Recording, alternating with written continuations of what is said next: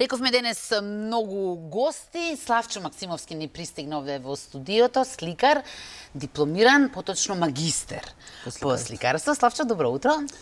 Добро утро, ви благодарам што имам можност да бидам дел од вашата емисија. Па, види вака, убава тема е сликањето. Ќе почнам со она што самиот го имаш речено, дека не би сакал, односно не би можел во животот да се занимаваш со било што друго, освен со сликарството. Дали не би можел или не би сакал е прашањето? Прво не би сакал, затоа што мислам дека мојата мисија во овој живот е да бидам тоа што сум сега, да бидам сликар на своето време и сум среќен поради мојот избор. И мислам дека и да би се родил пак би го избрал истиот пат, иако е многу тежок, меѓутоа тоа е секогаш поголем предизвик за еден човек и особено за еден уметник, така да мислам дека е убаво.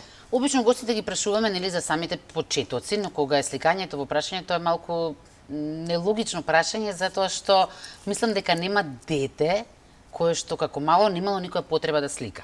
Сме сликале под зидови, по подови, по песок, по кал, така што сигурно на своите вистински први почетоци ти не се ни сеќаваш.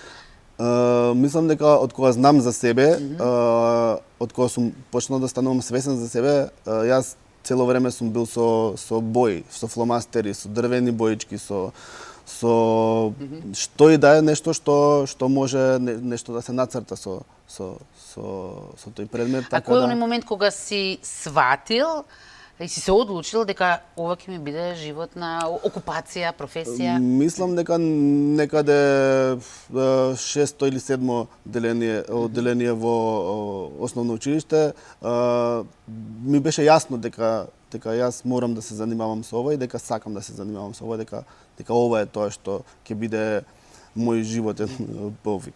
Имаше ли некој, затоа што за жал го знаеме нашето образование, ретко кога има некој наставник соодветен да го препознае талентот кај детето, но секогаш има исклучоци. Имаше ли некој што успеа кај тебе да го и да ти помогне на тој пат? Па во цел едукативен процес, значи во средното уметничко училиште, несомнено дека од секој тогаш веќе да, кога си се усмерил. Така, меѓутоа за мене беа многу интересни уметниците што ги среќавав секаде каде што одев, што сликаја дали на море или негде низ Охрид по улиците, така да тоа ми изгледаше многу интересно и примамливо за понатаму да се едуцирам јас професионално во таа област. Најдов едно твое старо интервју од 2011-та, тогаш уште не си бил ни дипломиран, те најавуваат како млад, надежен, талентиран сликар. Сега, еве, олку години и подоцна, како гледаш на тие своји почетоци, на своите дела како гледаш? Мислам дека нормално е за еден човек да со текот на годините да еволуира и да созрева. Мислам дека препоставувам за кој интервју станува збор, мислам дека од тогаш па до денеска ми се случија многу работи, многу патувања, многу поинакви перцепции и за творештвото и за уметноста и воопшто и за животот, така да мислам дека можеби нешто би останало исто, но меѓутоа мислам дека голем број од работите што тогаш сум ги кажал сега се поинакви, така да. На самиот почеток рече дека ти е мило што можеш во ова модерно време да бидеш сликар. Тоа значи дека не би сакал да бидеш сликар во други време, затоа што самиот велиш дека мислиш дека времето на пример на сликање на мртви природи веќе минало. Дали сакаме да го признаеме тоа или не, тоа е така. Само што целиот тек на историјата на уметност никогаш не било лесно за уметниците, така да секое време има одредена тежина за уметникот. Така и сега. Значи, не само кај нас целата ситуација е како што не треба, така и културата и уметноста, меѓутоа од секогаш било така. Никогаш не било идеално за уметниците за да творат. И не треба затоа што нема да бидат креативни, така. Така, значи моментот на борба, на истражување, на издржување на животот како процес, прави да бидеш поинспиративен. Па и малку она бунтовничкото мора Секогаш, да, тоа кај мене е секогаш, да речам, не на прво место, меѓутоа на високо. Сакаш преку твоите дела да испраќаш и пораки, не е толку така само да се нацрта. Сега, не секој од нас, како лаици, знаеме да го прочитаме делото. Има ли некои насоки како да се едуцираме или пак едноставно уметноста постои, секој си толкува како што сака? Да, секој си толкува како што сака, меѓутоа никогаш па и не било уметноста да биде прифатена за секој. Значи, уметноста е за одбрана публика, за одбрани луѓе и многу ми е јасно затоа што не може секој да го разбере тоа. Значи, уметноста си бара и поголема свесност, и поголемо разбирање, и поинаква перцепција за тоа. Така да, тоа е еден процес што треба многу да се учи за уметноста. Треба многу не само да се гледа, туку да умее човекот да го види тоа, да види суштината на делото, па така и пораката која што ја носи. Инспирација, претпоставам, има на секој чекор, но еве да речеме сега, ако станува збор за писател, полесно му е, затоа што ќе му дојде инспирација, ќе седне на било која салфетка, може да напише 2-3 збора.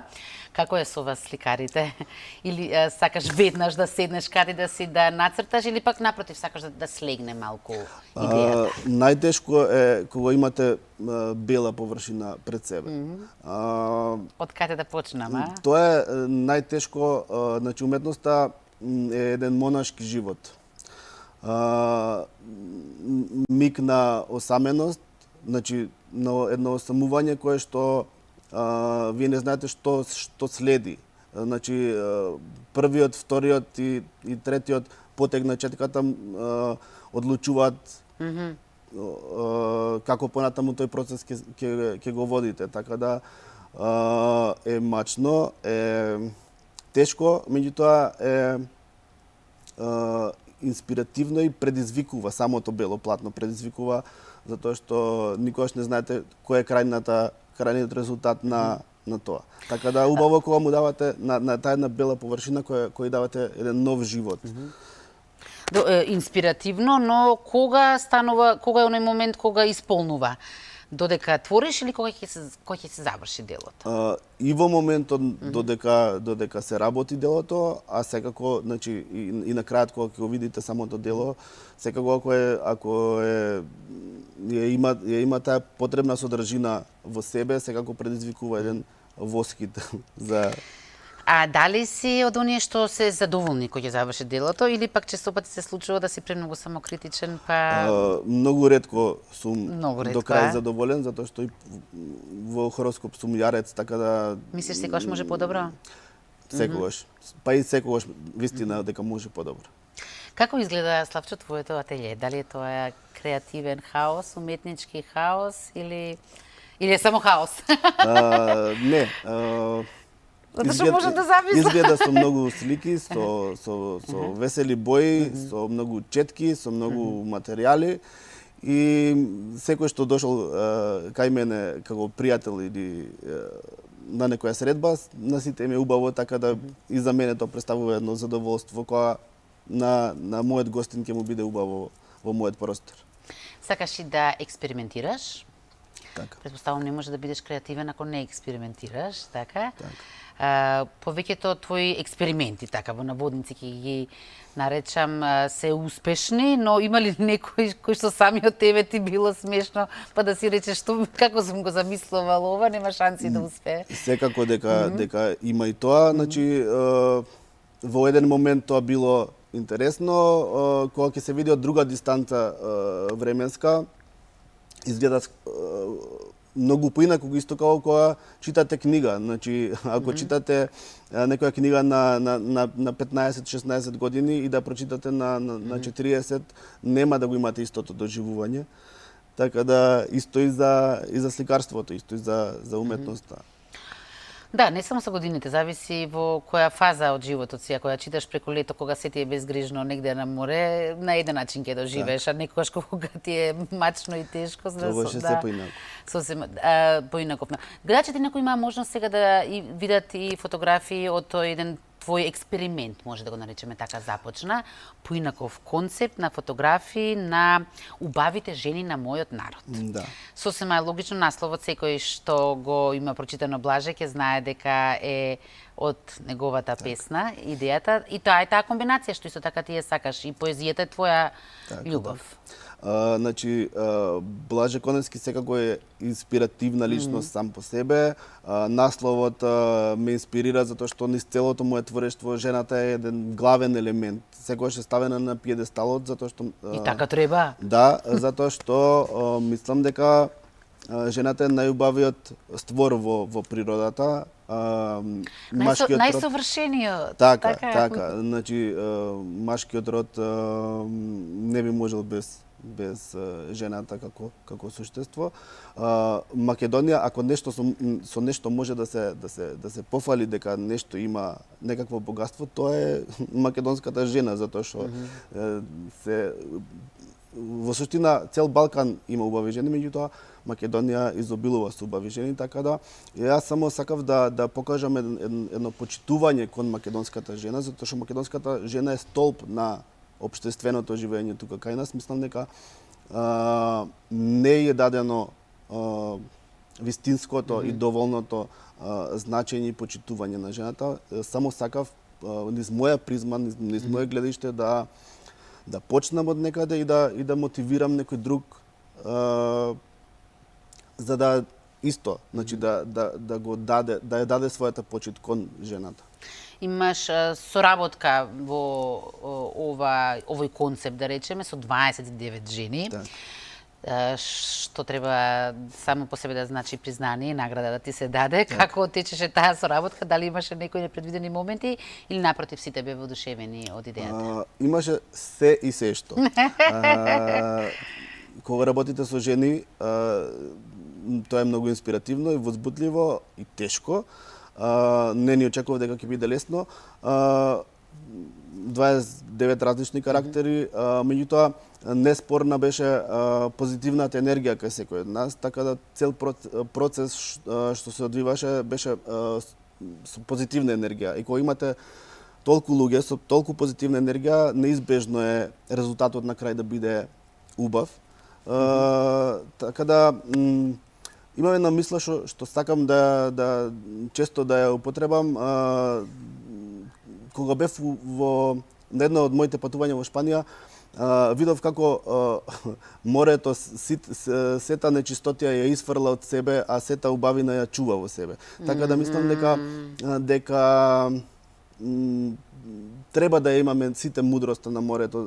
Јас мислам дека овие жени се избраа самите. Јас само ги поканив како и некои други што не прифатија од нивни причини. Не сакам сега да зборувам за тоа, сакам да им дадеме почит на овие што прифатија, самите се избраа да бидат дел од тоа и многу ми е драго поради тоа. За успехот на оваа изложба говори тоа што сега започна со селидба изложбата, може така се каже, односно тргнува на петешествие. Така. Која е следната станица? Значи, првично ова изложба сега ќе патува во Куманово во понеделник на 6 март на големо задоволство на градоначалникот Максим Димитриевски, а потоа значи оди во Загреб кон крајот на март и потоа оди во Белград, затоа што и мојата првична идеја беше ова изложба да убавината на овие македонски жени да ја видат и балканските земји. Добро, значи ќе започне балканската турнеја, потоа ти посакувам да започне и европската, па понатаму и светската, а предпоставувам во иднина и да се прошири. Јас се надевам, имаме повеќе идеи за оваа приказна да трае. Можно е, значи во преговори сме да оваа приказна на убавите жени ја преселиме и во Србија, значи да се работи со нивните убави жени и во Хрватска. Меѓутоа за тоа потоа. За тоа потоа, да, затоа што знам дека не сакаш многу да правиш планови од тие луѓе си. Немаме многу време за жал, Славчо, на крај би сакала само уште една друга твоја дејност, многу убава што ја работиш, само уште таа накусо да ја најавиме. Веќе 8 години работиш со деца, ги учиш на... Веќе 8 години имаме ликовна работилница која што ја предводам јас. Учиме сликарски и цртачки техники со деца од 8 години па до 17-18 години. Мислам дека тоа е една убава работа.